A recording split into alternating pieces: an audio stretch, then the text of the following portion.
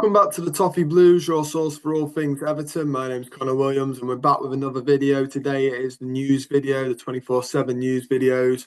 And starting off, as always, we have our breaking news. And the breaking news is that Angus Kinnear is set to become Everton's next CEO, but not until the end of the season. This came from Mike Keegan of the Daily Mail. Um, yeah, can't. I mean, I can't really give much of an opinion about this because I don't really know enough about him off the top of my head. But I know he's the CEO of Leeds, and I know that Leeds fans look like Leeds fans seem like they were happy for him to go. But someone made a really good point the other day that he's kept Leeds fans. Well, he's been able to deal with that fan base for a while. So maybe he is the right type of guy for the job. To be honest, I don't know enough about him. Hopefully he is. Just part of the reshuffle with the new owners. It's well needed. So yeah, I guess welcome. Not coming till the end of the season. Interesting. Maybe he just wants to tie it all up with Leeds and like professional and just see out the season with them, which is fair enough. Especially this season, with them trying to push, with them pushing for promotion. So yeah, it's I can see what. Also, I don't know what he would achieve coming now. To be honest with you, Leeds are top of their league. They'd have to bottle it quite special to knock promotion. The 5 points clear of Sheffield United, who were in second, and an extra like 7 point. They're 7 points clear of Burnley in the playoffs. So yeah, it takes something special for him to bottle that. Yeah, so fair enough. He's going to come at the end of the season. I don't think it's anything off our nose, really.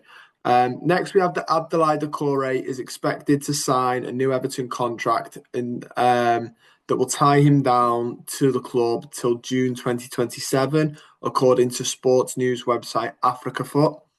The report states that Moyes is counting a lot on Doucoure as a leader in the squad. Doucoure recognises the impact that David Moyes has had on his game and is expected to extend his contract despite interest from several big names in the Saudi league.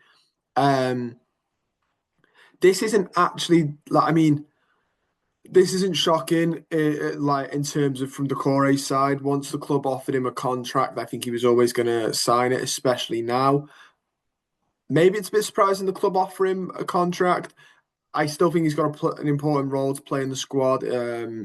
He loves Everton. You can tell in the overlap extra. He did an interview with two lads on there, and it was really good. I will listen to it. And I forget that he's French as well. So he's got a nice French accent. But he talks about his time at the club, and the only time he said he ever wanted to leave Everton was during Frank Lampard, when he was excommunicated from the sort of squad nearly, or he felt like that anyway. And he said about David Moyes, he said he respects Sean Dyche, respects David Moyes, absolutely loves Everton. So yeah, and to want to stay over the big money in the big Saudi Pro League, fair enough to him. I know he's at the minute people are a bit hit and miss on him. I think it depends. Like you can see the role he plays, he's still very good at. He's got a role in the squad. I think people just prefer a player with a bit more flair when we're. I think he does everything well until we're countering, and then when the ball goes to him on a counter attack, everyone sort of just goes, yeah. Which is the only irritating thing, but he's still a very, very vital part of the squad. We also have the Sevilla continuing their efforts to get defender. I'm going to butcher this, but Juanlu Sanchez signed to a new deal to try and ward off interest from Everton, according to Spanish news site Orgula Biri. Spanish journalist Mateo Moreto of Relevo reported earlier this month that Everton were looking to sign the right back in the summer, but Seville want to sign him to a new contract. His current contract expires in 2026, so next season, and they've already put an offer on the table to extend until 2029. They also want to increase his release clause to 20 million to force the likes of Everton to pay that if he does want to go. again, it's pretty obvious for them, isn't it, that they know that he's hot property. It's a bit like, really, we should have done this with Calvert-Lewin this year. And I think the club would have liked to under better circumstances. But, if he is going to go, make the clubs pay. Otherwise, if he doesn't sign a new contract, they'll have to let him go for a cut price. So, yeah, interesting. A new right back is certainly something we need. Patterson is not quite be like Moyes is the second manager, third manager now, to not really rate him. Maybe it's that he needs more time or a loan move. Um, and then we've got James Coleman and Ashley Young, both nearing 40. The other end of 35. So we do need a right back. We also have that Leicester have joined the race to sign Spurs winger Manor Solomon this summer, according to sports news site Give Me Sport. Everton and Leeds are fighting to sign him permanently, as reported earlier in the week by Give Me Sport, but Leicester have now joined it. Solomon is at loan this season from Spurs, and he has 7 goals and 8 assists in 29 games. I haven't seen a lot of Manor Solomon, to be honest. I mean, I saw him go to Spurs and flop. He's having an okay season. I don't think for an attacker that output is fantastic. 7 goals and 8 assists. I don't in the Championship. I don't think that's fantastic. I think in the Premier League that translates to two, 2 goals and 3 assists, probably with the quality of the Premier League. And before anyone, there is obviously a quality depth between the two. It's why every club that comes up goes back down. So if he's only getting those numbers down there, playing for a club at the top of the league, I don't rate his chances of getting high goals and assists in the Premier League playing for us. I personally would swerve it. I don't think those numbers are fantastic, and I don't think Spurs are going to let him go for dead cheap. But we'll have to wait and see on that one.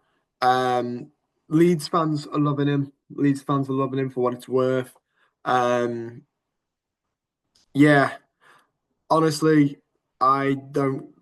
This wouldn't be the winger I'd be looking at, to be honest. I would be looking for someone with a better output of numbers there.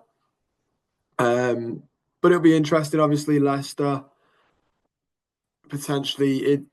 I think if you were him, you would either A, want to stay with Leeds if they get promoted.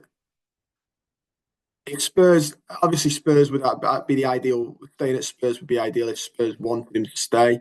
But you either then go Leeds or us, and probably not Leicester just because they're about to go. Look like they might be one of the clubs to go back down.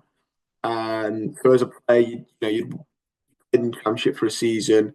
You're on loan from a Premier League club. You really want to get back. You should be wanting to get back in the Premier League, and going and moving to a relegated club's not going to do that for you, is it?